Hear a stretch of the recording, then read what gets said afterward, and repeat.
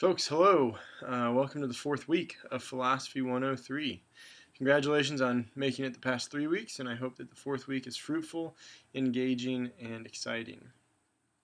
Little things about the fourth week is your assignments are going to be, not much actually has changed, other than your last response paper will be given on Wednesday, due on Thursday night by 11:59, and then you will have your final exam on Friday. That, I believe, is due by Saturday at midnight. And I'll talk more about that in a further video later this week. Now, this fourth and final week, one thing that I think is most exciting, and one field and one area of philosophy that I am most passionate about, among others, is the field of existentialism. And as we've kind of worked through some of the major heavy hitters in a very brief amount of time, including Plato, Aristotle, Socrates, Hume, Kant, right? Of focusing on these philosophers and focusing on how philosophy is understood and engaged with, we now arrive at an area of philosophy, of philosophical inquiry, called existentialism. And I'm sure that some of you have heard that word before and have at least, maybe some idea of what it may mean, what it may study. But as we'll unpack today a little bit, and then as we unpack our actual existentialist philosopher, Jean-Paul Sartre, tomorrow and Wednesday, we will hopefully get a better idea of some of the questions that existentialism and existentialists are interested in. So as you see in your lecture notes, existentialism is the study of what it means to be human and what it means to exist. And these are not easy questions. What does it mean to be human and what does it mean to exist? That we're all thriving, we're all kind of living our lives, going about our day-to-day business, doing whatever it is that we do. But the question is why? Why do we continue to exist? What gives us purpose? What gives us meaning? Or really, if we think about it, is the world just kind of meaningless and we're kind of pretending? Is the world absurd and we're supposed to figure out what to do about it? Existentialists are interested in some of these questions that deal with identity. What does it mean to be me? What does it mean to be Bryce? If I were named something else, if I were named James, would I be someone else?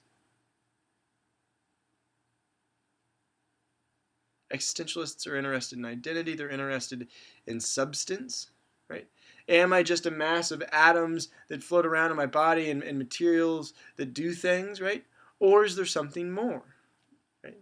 Can there be some sort of perhaps spiritual explanation, metaphysical explanation for why it is we do what we do and who it is that I think that I am? Existentialists are interested in truth. Is there any sort of truth in the world? Is there any sort of truth in existence? Or is it just subjective? And if it is just subjective, then how does anything have any meaning?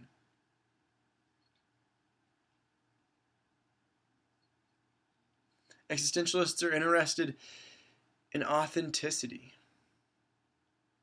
What does it mean to live authentically? And is that possible?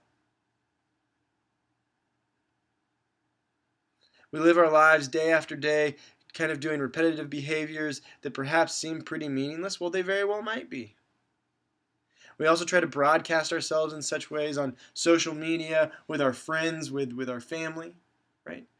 Is that living authentically, or is that just living in such a way where we are acting in such a way where we think we have to be a particular way? Is this life the best of all possible lives? Right? Can or could I make myself into something other than I am? Right? What's holding me in the position and in the place that I currently am? Right? Am I forced to be here? Am I forced to exist in the kind of way that I'm existing? Existentialist questions are questions that we sometimes are plagued by maybe in the middle of the night where we can't fall asleep. Maybe I'm just speaking for myself here. Right? But these questions that really do refocus and reshape, perhaps, right, how it is one views oneself and one's reality. Insofar is really, frankly, and this is a tough question, that all of us, I would guess, probably want to leave a legacy. Right? We want to leave a lasting impact. We want to make the world a better place. All of these phrases that we sometimes use on how we describe our purpose. Right? I have a challenge for you. Can you name for me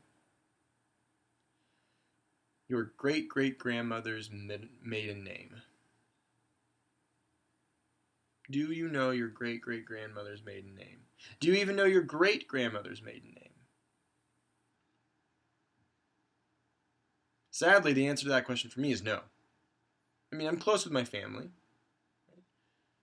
I don't know that. I don't know my great-great-grandmother's maiden name. I know that I could get on the phone and call my mom and she could tell me and we could figure it out very easily, right? That's not a problem. That's not the question, though. The question is, do I know my great-great-grandmother's maiden name? And personally, the answer to that question is no, I don't know it. And so the existentialist response here is, are they already forgotten? And if so, in 3 generations removed, are people going to remember me? That's a tough question, right? That is a tough question. Especially when we think that this has so much weight, that our existence matters, that our existence with others matter, that we can make an impact on the world. Sure, that's a great thing to think, and hopefully, an optimistic way to think. But ultimately, if we think about it, we don't really know, perhaps, members of our own lineage. So the existentialist is interested in investigating how we respond to questions such as that. How we investigate what it means to be human and what it means to exist. And there are 2 kind of primary camps, if it were, to investigate this question, and shouldn't be much of a surprise kind of where we're going here, right? Because I'm sure that as you're watching this video and you're thinking about things and maybe starting to consider your own existence, your own existential position in the world, I'm sure that some of you have probably taken to kind of a religious explanation, right? Oh, well, God made me this way, or God has a plan, right? God gives me purpose. My religion gives me purpose, something along those lines, right? And I'm not denigrating that by any means at all. But the idea that when we are faced with these kind of existential questions, sometimes how we address them, how we answer them, especially if one is a theist, one believes in a God or gods, we answer that in terms of gods or God's plans. So, when we think about these existentialist questions,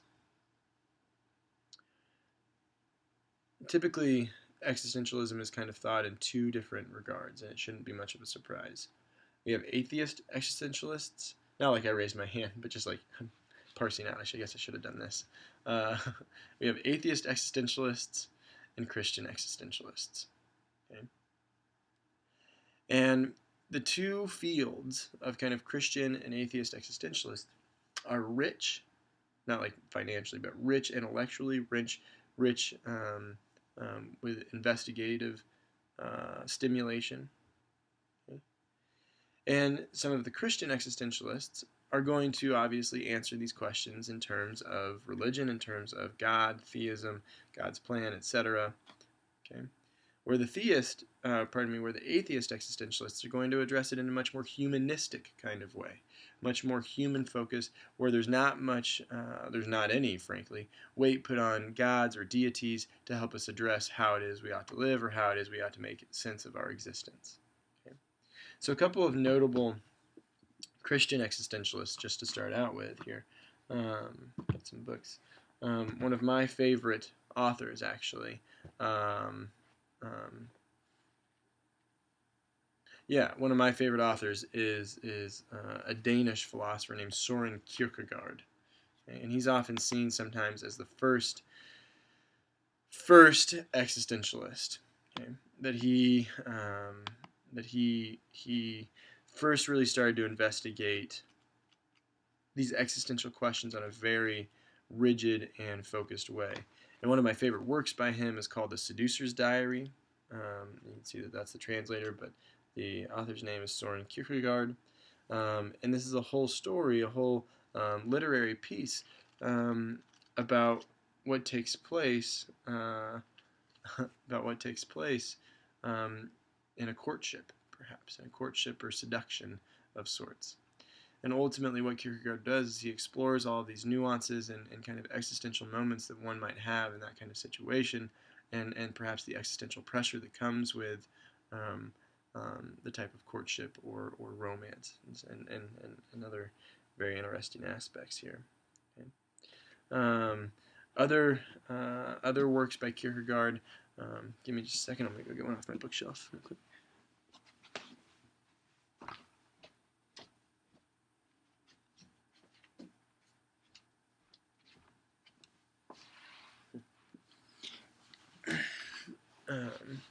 And this is more of a compilation of various works, but it's called Either Or. Here's an 8 of Hearts from a Southwest flight that I took somewhere. That's funny. Nevertheless, Kierkegaard. Really powerful, really intellectually stimulating existentialist. And in particular, one thing that's really fascinating about Kierkegaard is that he was really critical of Christians of the mid to late 1800s. That again, going back to that authenticity question, that Kierkegaard kind of looked around and he saw all of these people that claimed to be Christian, claimed to live a life according to Christ, whatever that may look like, and he said no, right? That's all lip service. Okay? That it seems that what one is doing, if one claims to be a Christian, there's a lot more work involved. Okay? And so you can see on the lecture notes that one of the books that I recommend by Kierkegaard is called Works of Love. And he investigates how one lives authentically, perhaps as a professing Christian. And that ultimately, it's not as easy as what people make it out to be. And he hated the hypocrisy of what was existing in Christianity of the day, which also echoes threads of 2016. And he examines in various ways the story of Abraham and Isaac to kind of deal and interplay the challenge of faith, the challenge of what might actually be required for faith. And that is in a book called Fear and Trembling. So it might be worth checking out. Other Christian existentialists, this guy called Fyodor Dostoevsky.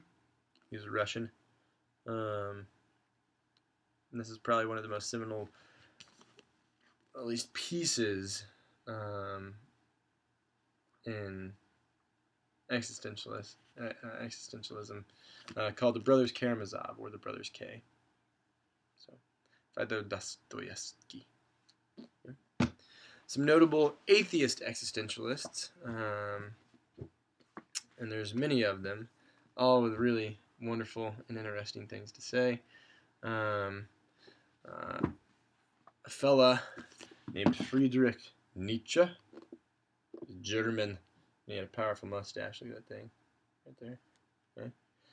And Nietzsche investigated and challenged us to try to become more than who we are, meaning that examining those constraints, those perhaps value systems, predominantly Judeo-Christianity, that hold us in place, that keep us safe, that don't allow us to fully express ourselves, to fully express and engage with what it means to live a full and rich and passionate life. And in my 103 class that I teach during the school semester, we spend a week on Nietzsche, and if we had more time in this class, we would spend some time on him as well.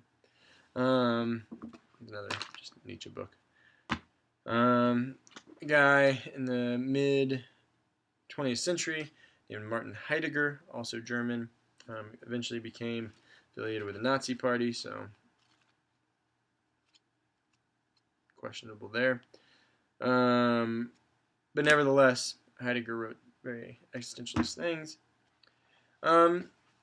And then the two other kind of atheist existentialists that I'm interested in is Albert Camus, okay, And maybe some of you have read this book. I know that in some high schools and some college classes they require it. It's called The Stranger.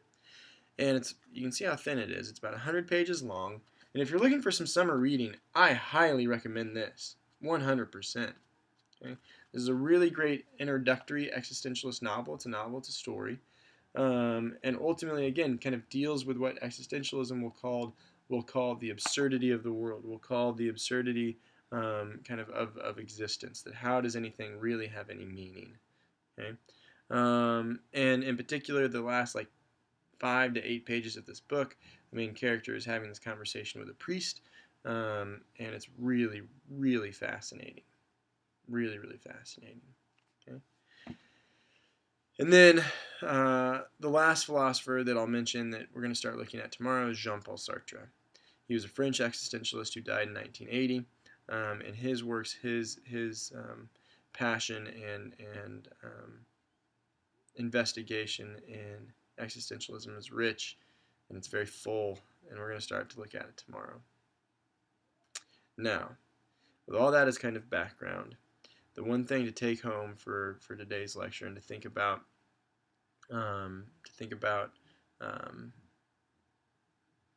just overnight, I guess. Well, at least to be keyed in on. I'll bring this back up tomorrow when we get into Sartre. But with existentialism, both Christian and atheist existentialists kind of hold to the same maxim.